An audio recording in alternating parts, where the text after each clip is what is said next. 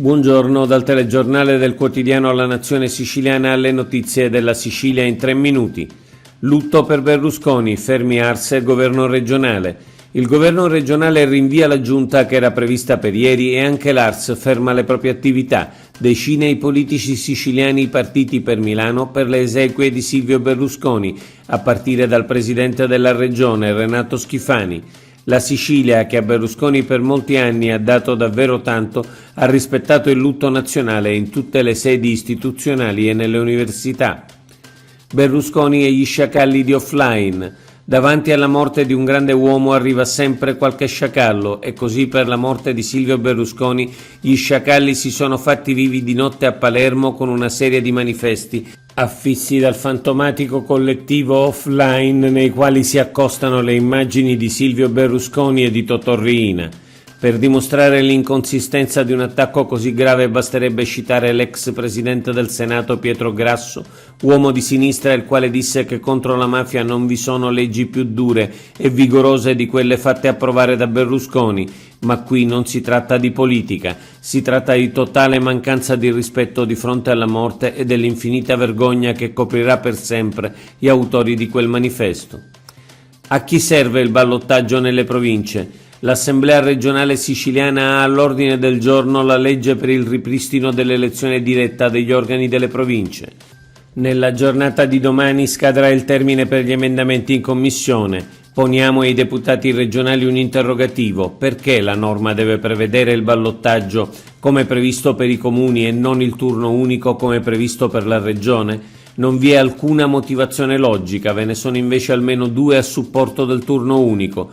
Quest'ultimo favorisce il formarsi e il rafforzamento delle coalizioni e quindi la governabilità e il bipolarismo tanto auspicati e soprattutto impedisce gli inciuci e i cambi di bandiera dell'ultimo minuto che favoriscono voto di scambio e corruzione.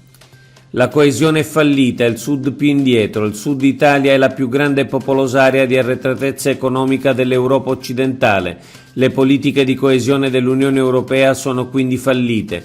L'Italia negli ultimi 20 anni ha speso male i fondi europei per ridurre il divario tra nord e sud.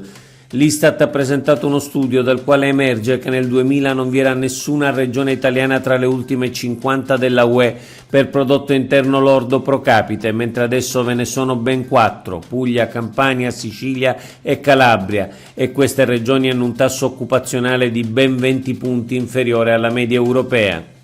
Esami di maturità per 48.000 studenti siciliani. In Sicilia sono 48.580 gli studenti e le studentesse che il 21 giugno affronteranno gli esami di maturità con una flessione dello 0,8% rispetto all'anno passato.